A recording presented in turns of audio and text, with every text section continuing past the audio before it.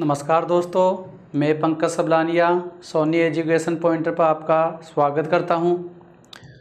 देखिए दोस्तों, अपन बात कर रहे थे बल की, तो आज बल से आगे अपन पढ़ेंगे बलों के प्रकार। बलों के प्रकार। देखिए दोस्तों, बल अनेक प्रकार के होते हैं। जैसे अपन बात करें कि कई प्रकार के बल ऐसे होते हैं जो केवल संपर्क में आने से लगते हैं, और कई प्रकार के बल ऐसे होते हैं जो बिना संपर्क में आने के साथ भी लग जाते हैं। तो कई बार तो देखो, एक सिंपल सा प्रश्न पूछ लिया जाता है कि बल लगने के लिए आवश्यक है। तो अपन देखते हैं कि जैसे दो चुंबक है अपने पास, और दो चुंबक को बिना स्पर्श किए भी अपन एक दूसरे पर बल लगा सकते हैं। इसका मतलब अपन कह सकते हैं कि क्या बल लगने के लिए किन्हीं भी दो वस्तुओं का या लगने वाले बल जिसके द्वारा बल लगाया जा रहा है, उन दोनों का संपर्क में होने की आवश्यकता है? तो अपन कहेंगे नहीं, बिल्कुल नहीं।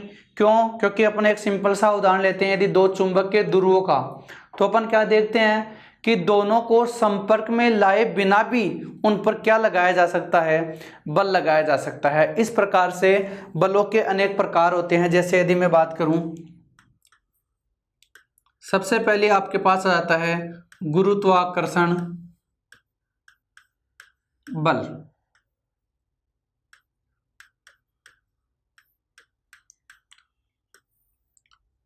देखिए दोस्तों, यहां पे यदि अपन बात करें गुरुत्वाकर्षण शब्द की, गुरुत्वाकर्षण शब्द की, तो देखो सबसे पहले यह गुरुत्वाकर्षण शब्द बताने वाले जो वैज्ञानिक थे उनका नाम क्या था? Common disc. क्या नाम था दोस्तों? Common disc. लेकिन बात यह आ जाती है कि गुरुत्वाकर्षण बल के बारे में बताने वाले वैज्ञानिक कौन थे? तो देखो दोस्तों, गुरुत्वाकर्षण बल के बारे में जो बताने वाले वैज्ञानिक थे उनका नाम था न्यूटन। उनका नाम क्या था? न्यूटन। तो ध्यान ये रखना, एग्जाम में यदि आपके पास प्रश्न आ गया कि गुरुत्वाकर्षण शब्द सबसे पहले किसने दिया, तो अपना आंसर क्या हो जाएगा?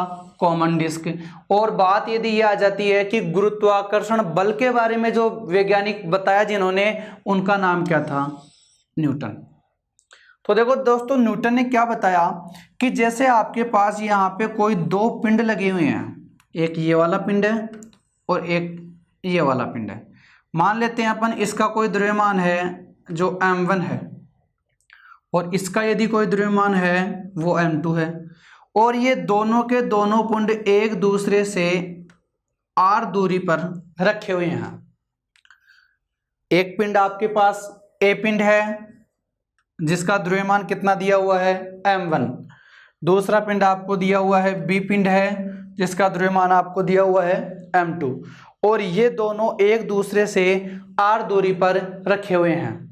तो यहाँ पे पहली चीज तो यह कि जो गुरुत्वाकर्षण बल होता है वो द्रव्यमान पर आधारित, अपन बात कर रहे हैं यहाँ पे द्रव्यमानों की, इन दोनों पिंडों के द्रव्यमानों की बात कर रहे हैं। तो अपन क्या देखते हैं कि जो गुरुत्वाकर्षण शब्द है वह द्रव्यमान के आधार पर है, अर्थात दो पिंडों के द्रव्यमानों के आधार पर जो बल लगाया जाता है वो कौन सा बल लगाया जाता है? गुरुत्वाकर्षण बल लगाया जाता है। न्यूटन ने क्या बताया कि इन दोनों पिंडों पर लगने वाला बल, इन दोनों पिंडों पर लगने वाला बल इन दोनों पिंडों के द्रव्यमान के गुणनफल के समानुपाती होती है। अब देखो, पहले वाले पिंड का द्रव्यमान अपन कह देंगे m1 है, दूसरे वाले पिंड का द्रव्यमान अपन कह देंगे m2 है, और दोनों के गुणनफल के क्या होता है? समानुपाती होता है, और यह हो जाता है समीकरण नंबर 1। न्यूटन ने क्या बताया कि इन दोनों पिंडों के मध्य लगने वाला जो बल होता है वो दोनों पिंडों के द्रव्यमान के गुणनफल के क्या होता है? समानुपाती होता है। आगे इन्होंने क्या बताया कि इन दोनों के मध्य लगने वाला बल ही इन दोनों के बीच की दूरी r के वर्ग के व्युत्क्रमानुपाती होता है। अर्थात यहाँ से दो बातें निकल करके आ गई, दोनों पिंडों के द्रव्यमान के तो समानुपाती, लेकिन बीच की दूरी r के वर्ग के क्या हो जाता है, व्युत्क्रमानुपाती हो जाता है, और इसे अपन क्या बोल देंगे, समीकरण नंबर 2। अब देखो, यदि समीकरण 1 व 2 को अपन संयुक्त रूप से लिखते हैं तो अपन ऐसा लिख सकते हैं, F समानुपाती m1 m2 बटे r²। यह आपके पास हो जाता है समीकरण नंबर 3। अब देखो, यदि अपन यहाँ पे ये समानुपाती नियतांक को हटाते हैं, इस समानुपाती चिन्ह को हटाएंगे तो एक नियतांक आ जाता है जिसे अपन क्या बोलते हैं, G, जिसे क्या बोला जाता है, सार्वत्रिक गुरुत्वाकर्षण नियतांक। देखो दोस्तों, G m1 m2 बटे r², और इस प्रकार का ये आपका क्या बन जाता है, एक फॉर्मूला बन जाता है जिसे अपन क्या बोलते हैं, यहाँ पे ये जो जी दिया हुआ है, यहाँ पे ये जी क्या कहलाएगा, सार्वत्रिक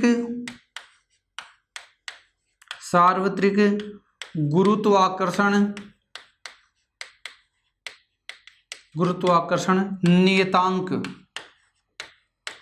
क्या कहलाता है दोस्तों, सार्वत्रिक गुरुत्वाकर्षण नियतांक, और इसका मान कितना होता है, 6.67 गुणा 10⁻⁻11 न्यूटन मीटर स्क्वायर बटे किलोग्राम स्क्वायर। अब देखो दोस्तों, ये आता कहाँ से है, अपन बात करते हैं, यदि मुझे इस g का मान निकालना है, मुझे किसका मान निकालना है, इस g का मान निकालना है, तो आप देखो यहाँ पे g बराबर क्या हो जाएगा, f से ये r² हो जाएगा, गुणा हो जाएगा, अपन कह देंगे f गुणा r², और ये यहाँ पे जो दोनों का द्रव्यमानों का गुणनफल है वो इसके क्या आ जाएगा, भाग में आ जाएगा, m1 m2। अब यदि अपन बात करें इसके मात्रक की, तो देखो यहाँ पे बल का मात्रक अपन जानते हैं, बल का मात्रक क्या होता है, अपन कह देंगे न्यूटन होता है। r² है, इसका मात्रक हो जाएगा मीटर स्क्वायर, और नीचे आपके पास दिया हुआ है दोनों द्रव्यमानों का गुणनफल, इसलिए एक द्रव्यमान का मात्रक हो जाएगा किलोग्राम, और दो दिए हुए हैं तो यहाँ पे क्या लग जाएगा, स्क्वायर, तो इसका मात्रक क्या हो जाएगा, न्यूटन मीटर स्क्वायर बटे किलोग्राम स्क्वायर, और ये क्या कहलाता है, सार्वत्रिक गुरुत्वाकर्षण नियतांक। इससे देखो मतलब क्या है, इस सार्वत्रिक गुरुत्वाकर्षण का मतलब यह है कि इस g का जो मान है वो प्रत्येक जगह पर क्या रहता है, समान रहता है। देखो यहाँ पे सार्वत्रिक शब्द का मतलब है सर्व एकत्र, सर्व एक, सभी जगह एक जैसा होता है, और वो कैसा होता है, नियत अंक, अर्थात इसका मान कभी भी चेंज नहीं होता है। इसे अपन कौन सा कहते हैं, सार्वत्रिक गुरुत्वाकर्षण नियतांक। अब देखो दोस्तों, इसके ऊपर कई बार क्या होता है कि एग्जाम में प्रश्न आ जाता है, और वो प्रश्न देखो इस प्रकार से है, जैसे आपके पास ये प्रश्न आ गया, यदि किसी दो पिंडों के द्रव्यमान को दुगुना कर दिया जाए, तो देखो दोस्तों, आपके पास पहले जो m1 द्रव्यमान था, और अब इसको इसने कितना बना दिया, दुगुना, अर्थात अब कितना कर दिया, 2m1, क्योंकि अगले अपने को दिया हुआ है कि द्रव्यमान क्या हो जाता है, दुगुना हो जाता है। इसी प्रकार से यदि दूसरा द्रव्यमान है, इसको भी क्या कर देंगे अपन, दुगुना कर देंगे, 2m2। अब अपने को एक चीज तो पता है कि यदि द्रव्यमान सिंगल होता तब इस पर लगने वाला बल क्या होता, G m1 m2 बटे r², ये होता। लेकिन यदि अपन इसे दुगुना कर देते हैं तो क्या प्रभाव पड़ता है वो देखते हैं, तथा बीच की दूरी को क्या कर देते हैं, आधा। इसका मतलब r का मान कितना हो गया, r/2। r का मान कितना हो जाता है, r/2। अपन जैसे ही इसका मान फॉर्मूले में रखते हैं, f का मान ऐसे कैसे आ गया, ये g का मान ऐसे कैसे आ जाएगा। यहां पे देखो m1 का मान आपको कितना दे दिया, 2m1 दे दिया, तो गुणा 2m1 गुणा m2 का मान यहाँ पे कितना दिया हुआ है, 2m2, और बटे यहाँ पे दिया हुआ है आर स्क्वायर, आर का मान आपके पास है r/2, इसलिए अपन यहाँ पे क्या कर देंगे r/2 का होल स्क्वायर। जैसे इसे अपन सोल्व करेंगे तो यहाँ पे मान क्या आ जाएगा g गुणा 2 दूनी 4 और ये क्या हो जाएगा m1 m2 और नीचे अपन इसको लिखेंगे तो क्या हो जाएगा r²/4। देखो दोस्तों f है, ये 4 कहाँ पे आ जाएगा ऊपर की ओर आ जाएगा, मान क्या आ जाएगा 4 गुणा 4 तो पहले से था और 4 ये भी ऊपर आ जाता है तो ये आ जाएगा 4 और बाहर क्या बच जाएगा g m1 m2 और नीचे बच जाएगा r²। f का मान आ गया आपके पास 16 g m1 m2/r²। अब देखो दोस्तों यहाँ पे थोड़ा सा पर्सन को ध्यान में ये देना है। मैंने आपसे कहा था कि यदि किन्हीं दो पिंडों के द्रव्यमान को दुगुना कर दिया जाए तथा बीच की दूरी को आधा कर दिया जाए तो लगने वाले बल कितना बढ़ जाएगा। मैंने ये नहीं लिखा है यहाँ पे कितना हो जाएगा, मैंने यहाँ पे क्या लिखा है कितना बढ़ जाएगा। तो देखो दोस्तों यहाँ पे जो शुरू में आपके पास बल था यहाँ पे अपन लिख सकते हैं 1, तो अपन कह सकते हैं कि प्रारंभ में जो बल था वो कितना था 1 g m1 m2/r²। और अब बढ़ करके ये कितना हो गया 16 g m1 m2/r²। तो टोटल तो 16 हो जाता है, लेकिन आपके पास प्रश्न क्या पूछा है कितना बढ़ जाता है, बढ़ जाता है। तो देखो अपन बात करें कि 1 तो पहले से था, टोटल हो गया कितना 16, तो बताओ बढ़ा कितना, अपन कह देंगे कितना बढ़ जाएगा 15 गुना बढ़ जाता है। तो देखो दोस्तों इसमें प्रश्न को थोड़ा सा ध्यान से पढ़ना है और आपको क्या करना है कि जो लगने वाला बल है वो कितना बढ़ जाएगा 15 गुना बढ़ जाएगा।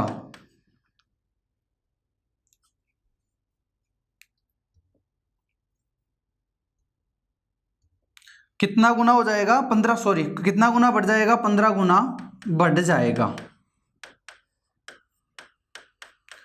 और यदि इस प्रश्न को यहां पे ऐसे पूछा जाता कि कितना हो जाएगा तब आपका आंसर क्या हो जाता 16 गुना हो जाएगा।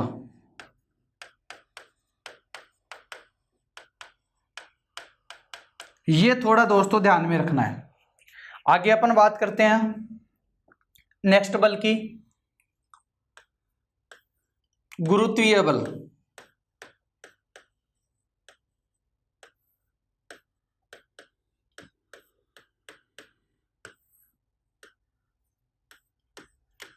देखो दोस्तों गुरुत्वीय बल होता क्या है।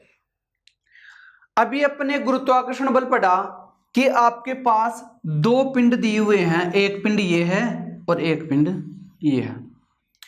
अब यदि अपन बात करें गुरुत्वीय बल की तो इन दोनों पिंडों में से एक पिंड आपको क्या मानना पड़ेगा पृथ्वी मानना पड़ेगा। क्या मानना पड़ेगा पृथ्वी। तो परिभाषा क्या हो जाएगी, यदि दो पिंडों में से एक पिंड पृथ्वी को मान लिया जाता है तो इन दोनों पिंडों के मध्य जो बल लगता है उस बल के मान को अपन क्या बोलते हैं गुरुत्वीय बल बोलते हैं। इसका जो गणितीय मैथमेटिकल फॉर्म हो जाएगा वो क्या हो जाएगा G बराबर Gm/r²। यहाँ पे अब केवल एक ही पिंड का द्रव्यमान नोट किया जाएगा। क्यों नोट किया जाएगा, क्योंकि एक पिंड अपन किसको मान लेते हैं पृथ्वी को मान लेते हैं और यहाँ पे इसका जो व्यंजक प्राप्त होगा वो क्या हो जाएगा स्मॉल g बराबर कैपिटल G m/r²। यहाँ पे कैपिटल G का मान मैंने आपको बता दिया कि जो कैपिटल G होता है इसका मान होता है 6.67 गुणा 10⁻⁻11 न्यूटन मीटर स्क्वायर बटे किलोग्राम स्क्वायर। लेकिन यदि मैं बात करूं इस स्मॉल g की तो देखो स्मॉल g का मान 9.8 किलोग्राम मीटर प्रति सेकंड स्क्वायर त्वरण के रूप में माना जाता है। लेकिन इस g के मान को पृथ्वी की विभिन्न स्थितियों पर अलग अलग माना जाता है और इसमें से अक्सर बार एग्जाम में प्रश्न पूछा जाता है। सबसे पहले अपन बात करें कि इस g का अधिकतम मान कहाँ पे होता है। तो देखो दोस्तों, ये आपके पास एक पृथ्वी की संरचना है जिसमें ये सिरा और ये सिरा आपके पास क्या कहलाता है, ध्रुव कहलाता है। ये आपके पास आती है एक भूमध्य रेखा। अब देखो, यदि अपन g का अधिकतम मान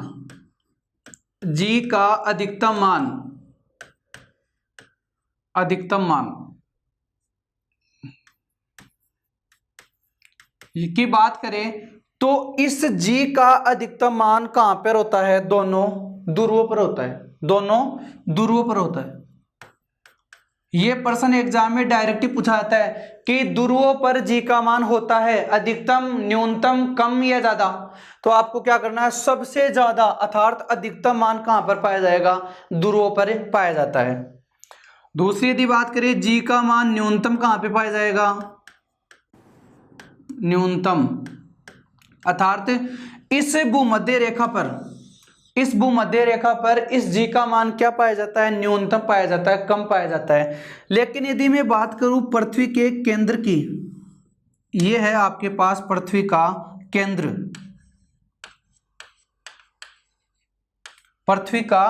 केंद्र, तो यदि इस केंद्र की यदि मैं बात करूं तो इस केंद्र के मान पर हमेशा g का मान क्या होता है, शून्य होता है। क्यों होता है, क्योंकि इस g के मान शून्य होने के साथ ही कोई भी वस्तु होती है वो किसकी ओर आकर्षित हो जाती है, पृथ्वी की ओर। अपन देखते हैं कि बरसात जो होती है उस बरसात का पानी हमेशा नीचे की ओर ही आता है, ऊपर की ओर नहीं जाता है। किसी पेड़ पौधों से यदि कोई वस्तु गिरती है या किसी पेड़ों से कोई फल गिरता है या कोई भी वस्तु आप मान लो, वो सारे के सारे इस केंद्र बिंदु के कारण ही किसकी ओर आते हैं, पृथ्वी की ओर आते हैं। अर्थात अपन कह सकते हैं कि पृथ्वी के केंद्र बिंदु पर इस g का मान क्या होता है, शून्य होता है। नेक्स्ट अपन देखो, इस पृथ्वी की इस सतह पर निवास करते हैं, इस सतह पर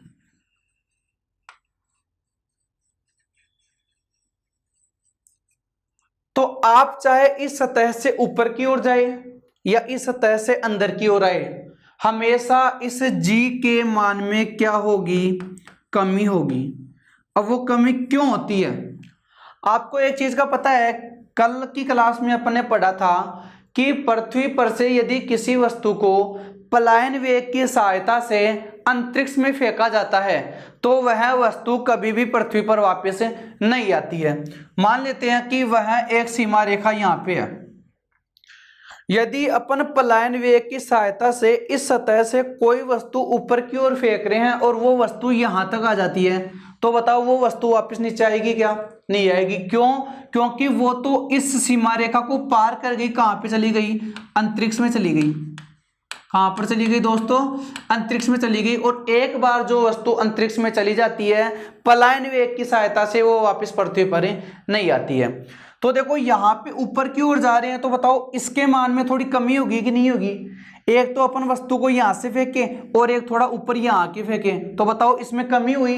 तो ऊपर जाते हैं तो इसके मान में क्या हो रही है, कमी हो रही है। बात करते हैं नीचे की ओर, यदि अपन कोई वस्तु एक तो यहां से आकर्षित करें और एक थोड़ा अंदर आकर के यहां से आकर्षित करें, तो इसमें भी क्या हो जाएगी, फिर कमी हो जाएगी। अतः अपन कह सकते हैं कि पृथ्वी सतह से चाहे तो ऊपर की ओर जाया जाए और चाहे नीचे की ओर आया जाए, हमेशा इस स्मॉल g अर्थात गुरुत्वीय बल के मान में क्या होती है, कमी होती है। नेक्स्ट, अब देखो प्रश्न कई बार घुमा करके पूछ लिया जाता है कि यदि भूमध्य रेखा से ध्रुवों की ओर चला जाए, यदि उसका पथ इस प्रकार है, भूमध्य रेखा से ध्रुव की ओर चला जाए, तो बताइए g के मान में क्या परिवर्तन होगा। तो अपन बता सकते हैं कि भूमध्य रेखा पर देखो मान कितना है, न्यूनतम है, और ध्रुवों पर मान क्या है, अधिकतम है। तो अपन क्या बोल देंगे, यदि भूमध्य रेखा से ध्रुवों की ओर चला जाए तो इस जी का मान लगातार क्या होता जाता है, बढ़ता जाता है। और इसके विपरीत यदि अपन बोले कि यदि ध्रुवों से भूमध्य रेखा की ओर आया जाए, यदि अपन ध्रुवों से किधर आए, भूमध्य रेखा की ओर आए, तो बताओ यहाँ पे तो इस जी का मान अधिकतम है और यहाँ पर जी का मान क्या है, न्यूनतम है। तो आपका आंसर क्या हो जाएगा कि यदि ध्रुवों से भूमध्य रेखा की ओर चला जाए तो इस जी के मान में क्या होती जाती है, कमी होती जाती है। ये 5 प्रकार के प्रश्न आपको ध्यान में रखना है। वापस में रिवाइज कर रहा हूं, स्मॉल जी अर्थात गुरुत्वीय बल का मान ध्रुवों पर अधिकतम होता है, भूमध्य रेखा पर न्यूनतम होता है, पृथ्वी के केंद्र बिंदु पर शून्य होता है। यदि अपन भूमध्य रेखा से ध्रुवों की ओर चलते हैं तो इस जी के मान में लगातार वृद्धि होती है, तथा यदि ध्रुवों से वापस भूमध्य रेखा की ओर आए तो इस जी के मान में क्या होती है, कमी होती है। एक थोड़ा सा ध्यान ये भी रखना, यदि पृथ्वी पर किसी व्यक्ति का भार कितना दिया हुआ है, 60 किलोग्राम दिया हुआ है, भार दिया हुआ है, और आपको चंद्रमा पे जाके पूछ रहा है तो इसका कितना गुना हो जाता है, 1/6 गुना। ये एक थोड़ा सा और ध्यान में रखना, अर्थात चंद्रमा पर स्थित किसी व्यक्ति का द्रव्यमान पृथ्वी का 1/6 गुना हो जाता है। इसका मतलब है कि यहाँ पे चंद्रमा पे कितना हो जाएगा, केवल 10 किलोग्राम ही बच जाएगा। कितना बच जाएगा, 10 किलोग्राम ही बच जाएगा। तो अपन कह सकते हैं कि चंद्रमा पर किसी व्यक्ति का जो भार होता है वो पृथ्वी के भार का 1/6 गुना हो जाता है। ये थोड़ा सा ध्यान में रखना आपको। नेक्स्ट यदि अपन बात करें तीसरा बल, विद्युत चुंबकीय बल।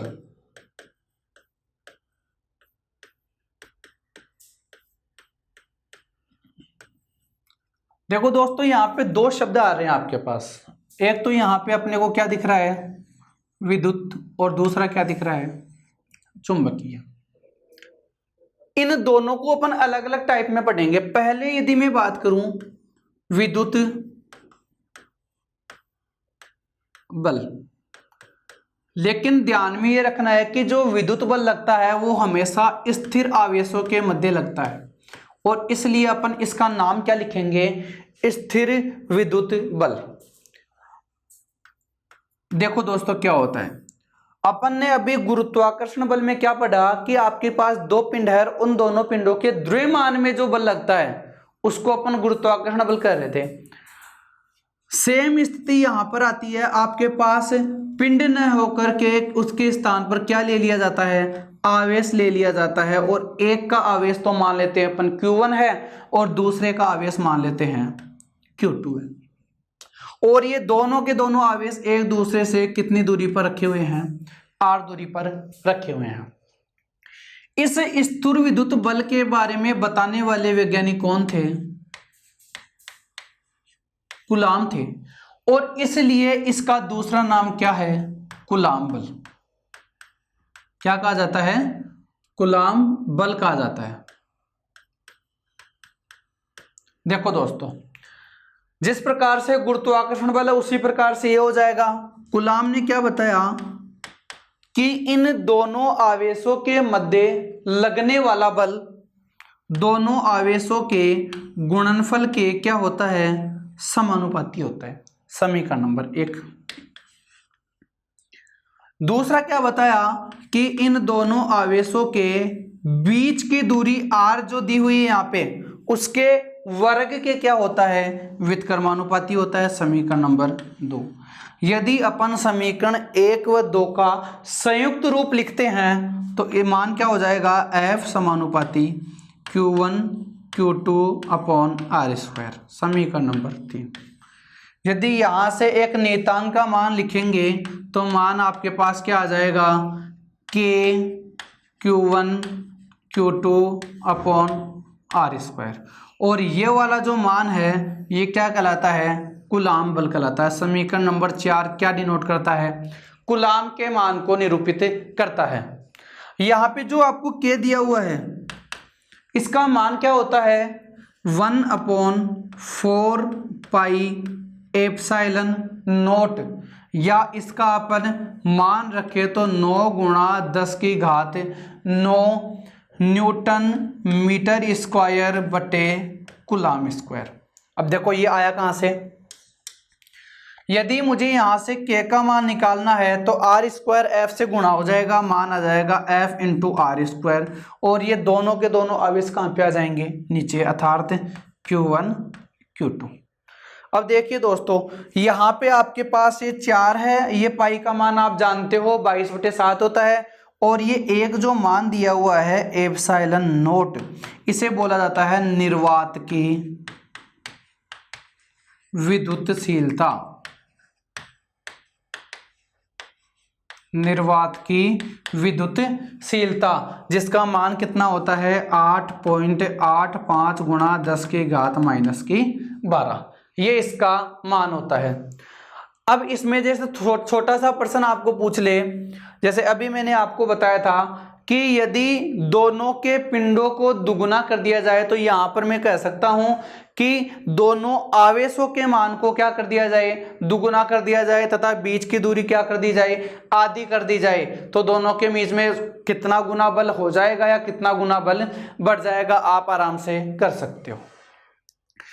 दूसरी आपके पास बात आती है चुंबकीय बल की, पहला अपन पढ़ लिए, अब दूसरा आता है चुंबकीय बल।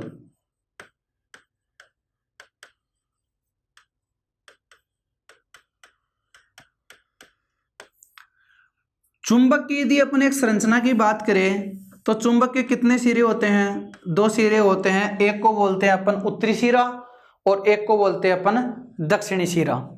यदि इसी प्रकार की एक दूसरी चुंबक भी मैं इनके पास में ले आऊं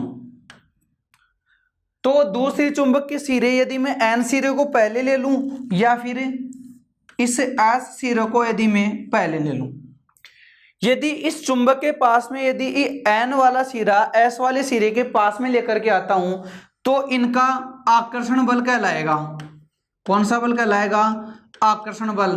क्यों, क्योंकि अलग अलग सिरों के मध्य हमेशा आकर्षण बल लगता है, और यदि इस एस के पास में ये एस वाला सिरा लेकर के आऊंगा तो दोनों के मध्य कौन सा बल लग जाएगा, प्रतिकर्षण बल लग जाता है। अर्थात ये भी एक चुंबक का सिरा, ये भी एक चुंबक का सिरा, तो परिभाषा क्या बन जाएगी, चुंबक के दोनों सिरों के मध्य लगने वाले बल के मान को अपन क्या बोलते हैं, चुंबकीय बल कहते हैं।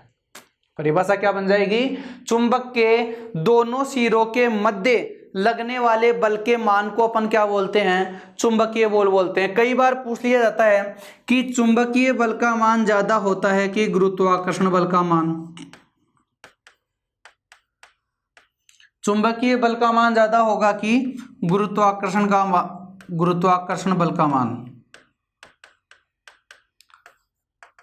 तो ध्यान रखना दोस्तों, हमेशा चुंबकीय बल का मान हमेशा क्या होता है, ज्यादा होता है, ये थोड़ा सा ध्यान में रखना आपको। इसमें एग्जाम में क्या डायरेक्ट प्रश्न पूछ लिया जाता है कि बताइए निम्न में से सर्वाधिक बल का मान कौन सा होगा, तो आपको कौन सा करना है, चुंबकीय बल का मान क्या होता है, सर्वाधिक होता है। नेक्स्ट देखो, 2 प्रकार के बल लगते हैं, एक तो होता है किसी भी वस्तु के अंदर की ओर से और एक होता है किसी भी वस्तु के बाहर की ओर से। यदि अपन बात करें दोनों की तो एक तो आपके पास आ जाता है अभिकेंद्रीय बल, अभिकेंद्रीय बल, और एक आपके पास आ जाता है अपकेंद्रीय बल।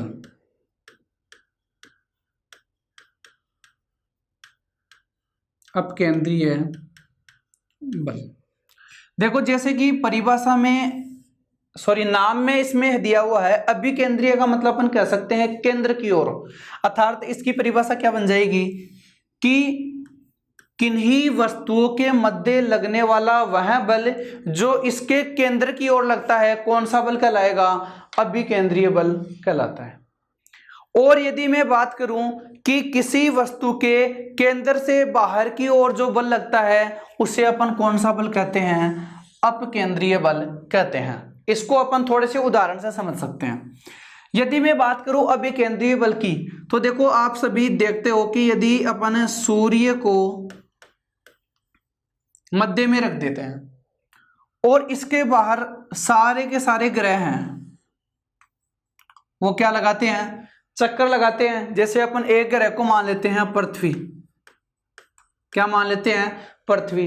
तो जो पृथ्वी सूर्य के चारों ओर चक्कर लगा रही है, इसका मतलब अपन कह सकते हैं कि इस अंदर वाली वस्तु की वजह से क्या लग रहा है? एक बल लग रहा है। तो पहला इसका उदाहरण क्या हो जाएगा?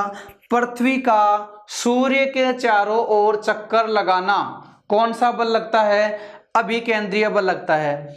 इसी प्रकार से यदि अपन एक नाभिक की बात करें तो नाभिक के चारों ओर इलेक्ट्रॉन जो चक्कर लगाते हैं वो भी कौन सा बल को प्रतीत करेंगे? अभिकेंद्रीय बल के मान को प्रतीत करते हैं। तो पहला तो कौन सा हो जाएगा?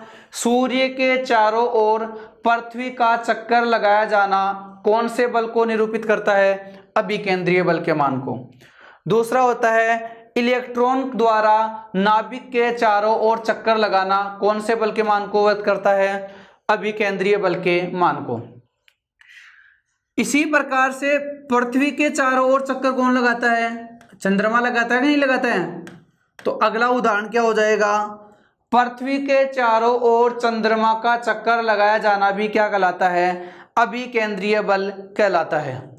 नेक्स्ट, यदि देखो बचपन में आपने भी किया होगा कि यदि अपन एक किसी पत्थर के यदि कोई डोरी बांध करके उसके घुमाते हैं, यदि अपन किसी पत्थर को एक डोरी बांध करके घुमाते हैं तो वो जो इतनी देर तक घूमता है जब तक अपनी अंगुली से वो लगा हुआ है, और वो अपनी अंगुली के कारण से चारों ओर क्या लगाता है? चक्कर लगाता है। तो अंगुली कहाँ पे? बीच में है। तो अपन कह सकते हैं कि यह भी लगने वाला बल कौन सा कहलाएगा? अभिकेंद्रीय बल कहलाता है। नेक्स्ट, यदि आपने देखा होगा कि जो क्षैतिज दिशा में जो वायुयान उड़ते हैं वो हमेशा बिल्कुल सीधा ना उड़ करके क्या उड़ते हैं? थोड़ा तिरछा उड़ते हैं। क्यों उड़ते हैं? इसी कारण से, क्योंकि पृथ्वी है वो अपने 23.5 डिग्री झुकी हुई है और उस कारण से वह अभिकेंद्रीय बल की ओर कितनी झुक जाती है? 23.5 डिग्री झुक जाती है। तो अपन कह सकते हैं कि क्षैतिज दिशा में जो वायुयान होते हैं वह हमेशा कैसे उड़ते हैं? तिरछे उड़ते हैं। और यदि अपन बात करें कि कई बार अपन देखते हैं कि वाहनों के जो टायर होते हैं उस टायर से कीचड़ लग करके ऊपर की ओर उछल जाता है। कोई भी वाहन है यदि किसी कीचड़ में से गुजर रहा है तो अपन क्या देखते हैं कि वह कीचड़ उस पर लग करके आगे की ओर झुक जाता है, अर्थात ऊपर की ओर उड़ जाता है। तो वो भी कौन सा बल कहलाएगा? अभिकेंद्रीय बल कहलाता है। नेक्स्ट, यदि अपन बात करें, कई बार क्या होता है कि अपन किसी घुमावदार सड़क पर चल रहे होते हैं, जैसे कि यहाँ से आपको इस प्रकार का कोई घुमावदार सड़क आ गई, तो यहाँ पे कोई साइकिल सवार या कोई मोटरसाइकिल सवार यदि जा रहा है तो वो क्या होता है? केंद्र की ओर थोड़ा झुक जाता है। अर्थात यहाँ से जैसे ही वह अपने साधन लेकर के आएगा, मोटरसाइकिल या फिर साइकिल, तो वह इस केंद्र की ओर क्या होती है? थोड़ा सा झुक जाती है। तो ये सारे के सारे किसके उदाहरण आ जाएंगे? अभिकेंद्रीय बल के उदाहरण आ जाएंगे। आगे देखो, अपन बात करते हैं अपकेंद्रीय बल की। अपकेंद्रीय बल की यदि मैं बात करूं तो देखो अभिकेंद्रीय बल के बिल्कुल विपरीत, तो परिभाषा क्या हो जाएगी कि किसी वस्तु पर लगने वाला वह बल जो केंद्र के विपरीत दिशा में लगता है, बाहर की ओर निकला हुआ लगता है, कौन सा बल कहलाएगा? अपकेंद्रीय बल कहलाता है। अब देखो अपकेंद्रीय बल का पहला उदाहरण यदि मैं बात करूं, वॉशिंग मशीन सब जानते हो आप, कपड़े धोने की जो प्रक्रिया होती है उसमें कौन सा बल लगता है? अपकेंद्रीय बल लगता है। अर्थात वॉशिंग मशीन में कपड़े धोने की प्रक्रिया अपकेंद्रीय बल के आधार पर होती है। दूसरा, दूध से मक्खन निकालने की प्रक्रिया, अपन देखते हैं कि दूध से जब मक्खन निकाला जाता है तो वो धीरे धीरे ऊपर की ओर अर्थात बाहर की ओर निकलता जाता है। तो अपन कह सकते हैं कि दूध से मक्खन निकालने की प्रक्रिया भी कौन से बल के अंतर्गत आती है? अपकेंद्रीय बल के अंतर्गत आती है। तीसरा, अपन कई बार देखते हैं कि सर्कस में जो मौत का कुआं होता है, उस मौत के कुएं में कोई भी मोटरसाइकिल सवार होता है वह हमेशा बाहर की ओर झुका हुआ रहता है ताकि वह अपना संतुलन क्या रहे, बनाए रखे। तो एक सर्कस में मोटरसाइकिल सवार भी किस बल पर आधारित कार्य करता है? अपन कह सकते हैं अपकेंद्रीय बल पर आधारित कार्य करता है। नेक्स्ट, यदि अपन किसी पत्थर को फेंकते हैं, जैसे कि अपन बात करें कि यदि अपन यहां से किसी पत्थर को फेंकते हैं तो देखो उसको आना तो चाहिए था ऐसे घुमावदार में, बिल्कुल ऐसे,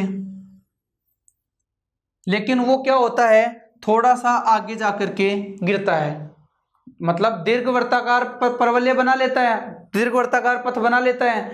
तो अपन कह सकते हैं कि इस केंद्र से कहां पे जाके गिर रहा है, वो बाहर की ओर जाके गिर रहा है। अतः अपन कह सकते हैं कि किसी पत्थर को फेंके जाने पर वह अपकेंद्रीय बल की भांति कार्य करता है। नेक्स्ट, दो बल आते हैं आपके पास, सहसंजक बल और असंजक बल।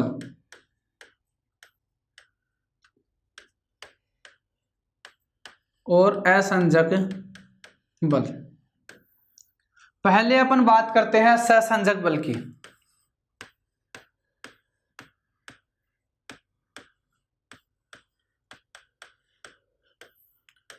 देखो दोस्तों, ये जो सहसंजक बल होता है ये ध्रुव के मध्य लगता है।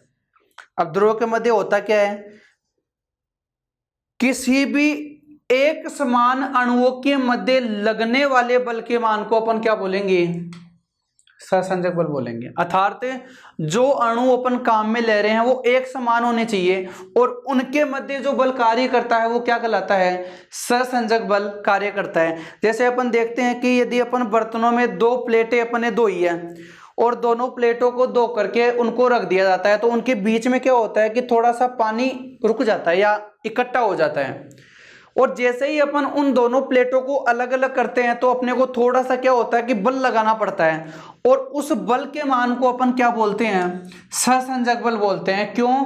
क्योंकि दोनों प्लेटों के मध्य में जो जल एकत्रित हुआ है, जो पानी एकत्रित हुआ है, उसके अणुओं का प्रकार कैसा होता है, एक जैसा होता है, और उनको अलग करने के लिए अपने को एक बल लगाना पड़ता है। और कौन सा बल होता है, सहसंजक बल। परिभाषा क्या हो जाएगी, एक ही प्रकार के अणुओं के मध्य लगने वाले बल के मान को अपन क्या बोलेंगे, सहसंजक बल बोलते हैं। बस थोड़ा सा ध्यान रखना, बाकी इसमें और कुछ नहीं है, बस उदाहरण जरूर पूछ सकते हैं।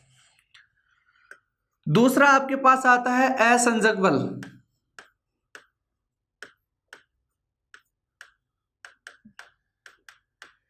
जैसे कि मैंने अभी आपको बताया एक ही प्रकार के अणुओं के मध्य, तो बताओ असंजक बल में क्या हो जाएगा, अलग अलग प्रकार के अणुओं के मध्य लगने वाले बल को अपन क्या बोल देंगे, असंजक बल बोल देंगे। जैसे एक सिंपल सा उदाहरण ले, डाक टिकट होती है, उसको यदि किसी लिफाफे पर चिपकानी पड़ती है तो अपन क्या देखते हैं कि डाक टिकट का जो लिफाफा होता है वो ठोस प्रकार का होता है, और जो डाक टिकट होती है डायरेक्ट यदि अपन चिपकाते हैं तो वो नहीं चिपकती है। लेकिन जैसे ही उसको थोड़ा सा गीला कर लिया जाता है, अर्थात अवस्था में क्या हो गया, परिवर्तन हो गया, उसको अपन गीला करने के लिए आपको द्रव अवस्था काम में ली जानी पड़ेगी, और वो द्रव अवस्था काम में लिए जाने के साथ ही लिफाफे की क्या हो जाता है, चिपक जाता है। तो इसमें कौन सा बल कार्य करेगा, असंजक बल कार्य करता है। तो समझ गए बच्चों आप, असंजक बल और सहसंजक बल क्या होता है। नेक्स्ट, एक तो होता है संतुलित बल और एक होता है असंतुलित बल।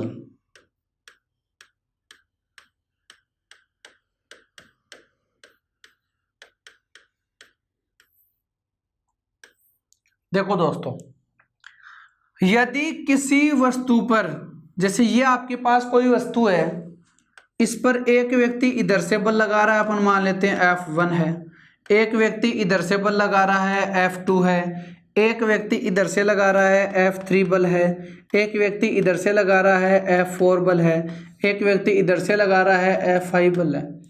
लेकिन यदि ये जो वस्तु है ये बिल्कुल नहीं हिलती है, इसका मतलब अपन कह सकते हैं कि इसका परिमाण क्या है, शून्य है।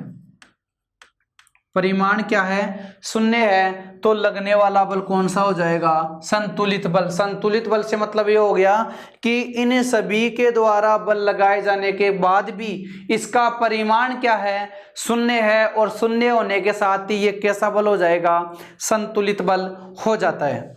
जैसे यदि अपन बात करें कि बीच की एक रस्सी है, इसको 5 व्यक्ति इधर से खींच रहे हैं और 5 ही व्यक्ति इधर से खींच रहे हैं और दोनों बराबर बल लगा रहे हैं, तो बताओ ये रस्सी यहां से हिलेगी क्या, बिल्कुल नहीं हिलेगी।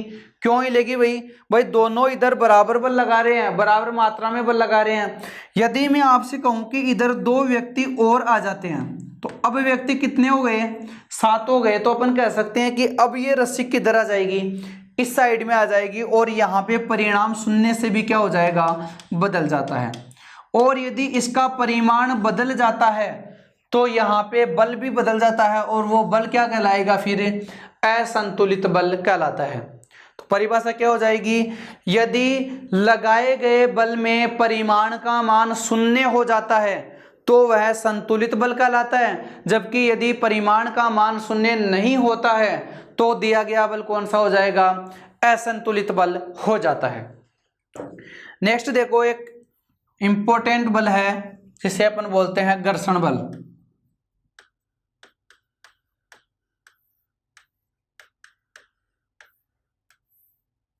सबसे पहले बात करें इसके परिभाषा की, तो देखो दोस्तों, कोई भी दो सतह यदि एक दूसरे के बिल्कुल स्पर्श हो जाती है, कोई भी दो सतह एक दूसरे के बिल्कुल स्पर्श हो जाती है, तो उन दोनों के मध्य जो बल लगता है उस बल के मान को अपन क्या बोलते हैं, घर्षण बल बोलते हैं। अर्थात दो सतहों के मध्य लगने वाले बल के मान को अपन क्या कहेंगे, घर्षण बल कहते हैं। जैसे उदाहरण की यदि मैं बात करूं, मनुष्य चलता भी घर्षण बल के कारण ही है। क्यों भाई, मनुष्य हवा में तो चल नहीं सकता, अपने पांव जैसे ही जमीन को स्पर्श करेंगे तो अपन क्या कहेंगे कि दो सतह लगातार मिल रही है, एक तो अपने पैर की सतह हो गई और दूसरी जमीन की सतह हो गई। तो अपन कह सकते हैं कि मनुष्य का चलना किस बल का उदाहरण होता है, घर्षण बल का उदाहरण होता है। दूसरा होता है कि जो घर्षण बल होता है इसको कैसे बढ़ाया जाए। जैसे अपन बात करते हैं कि वाहनों के टायरों की, तो वाहनों का टायर क्या होता है, थोड़ा सा नीचे से खुरदरा बनाया जाता है ताकि घर्षण बल क्या हो सके, लगातार बढ़ सके। अर्थात जैसे ही अपन ब्रेक लगाएंगे वाहनों के टायर गति क्या हो जाती है, रुक जाती है। अतः घर्षण बल को बढ़ाने के लिए वाहनों के टायर कैसे बनाए जाते हैं, खुरदरे बनाए जाते हैं। नेक्स्ट, वाहनों का जो ब्रेक लगता है, ब्रेक लगने के साथ ही क्या होता है कि उसकी गति क्या हो जाती है, रुक जाती है, और रुक जाने के साथ ही उसमें कौन सा बल लग जाता है, घर्षण बल लग जाता है। तो इसके देखो महत्वपूर्ण उदाहरण कौन कौन से हो जाएंगे, मनुष्य का चलना घर्षण बल के कारण, वाहनों का ब्रेक का लगना घर्षण बल के कारण। आगे यदि अपन बात करें, जैसे वाहनों के टायर खुरदरे बनाए जाते हैं घर्षण बल के कारण, कोई छिपकली दीवार पर चिपकी रहती है घर्षण बल के कारण। ये सारे के सारे उदाहरण किसके होते हैं, घर्षण के होते हैं। यहाँ पे थोड़ा सा इंपॉर्टेंट भाग ये है कि घर्षण बल सदैव क्या करता है, अपनी ही उत्पत्ति का क्या करता है, विरोध करता है। ये थोड़ा सा ध्यान में रखना है, अपनी उत्पत्ति का क्या करता है, विरोध करता है। ये थोड़ा सा ध्यान में रखना आपको कि घर्षण बल जो होता है वो सदैव अपनी ही उत्पत्ति का क्या करता है, विरोध करता है। अब देखो घर्षण के प्रकार,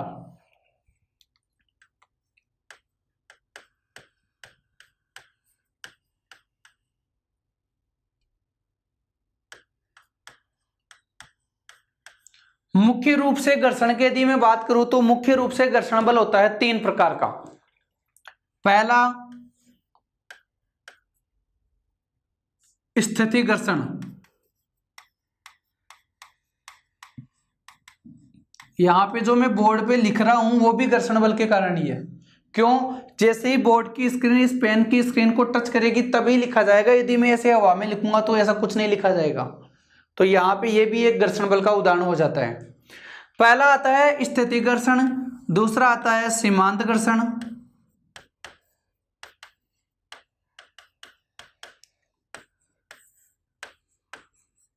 तीसरा आता है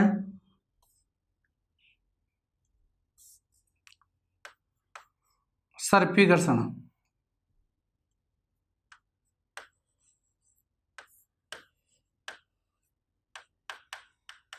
और एक इसी का पार्ट होता है जिसे अपन क्या बोलते हैं, लोटनिक घर्षण।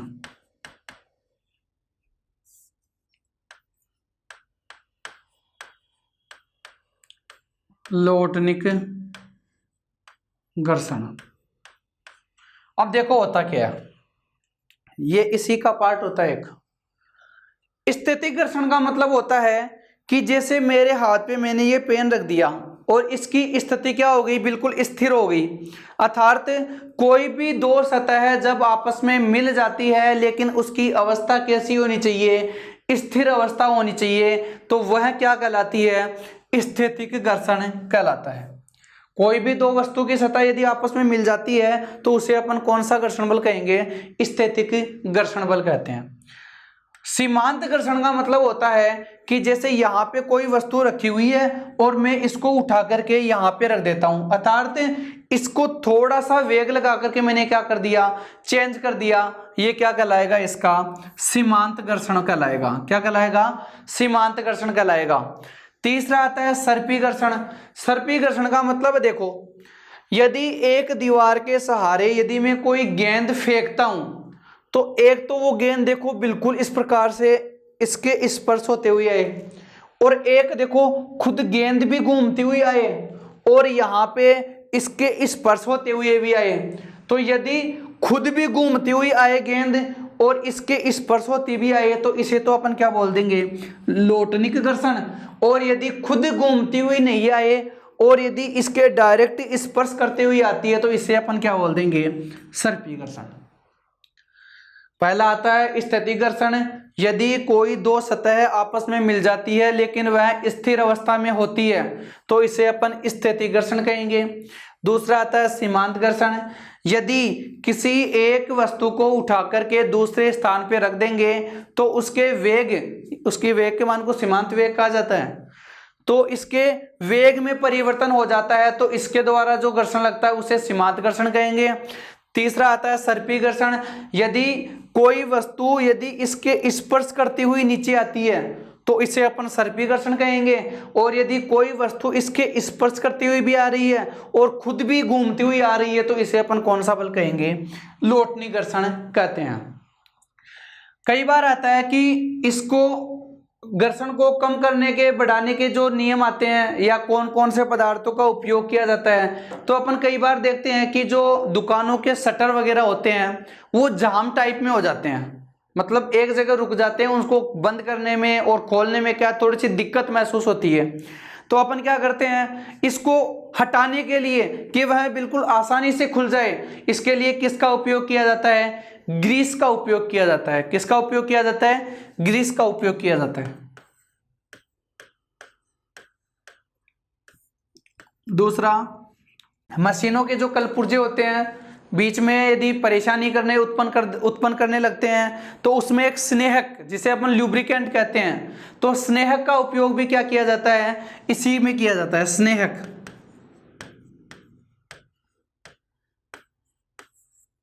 पहला ग्रीस का उपयोग किया जाता है, दूसरा स्नेहक का उपयोग किया जाता है, और तीसरा मैंने आपको बता ही दिया कि यदि वाहनों के टायर खुरदरे नहीं बनाए जाए तो उसकी गति को एकदम से रोका नहीं जाएगा और यह घर्षण बल उसमें नहीं लगता है। तो तीसरा कौन सा हो जाएगा, वाहनों के टायर जो खुरदरे टाइप में बनाए जाते हैं वो भी इसी के अनुसार बनाए जाते हैं। धन्यवाद दोस्तों। बाकी अगली क्लास में अपन बात करेंगे भार से संबंधित। भार भी एक प्रकार का बल ही होता है जिसके बारे में अपन नेक्स्ट वीडियो में चर्चा करेंगे। धन्यवाद दोस्तों।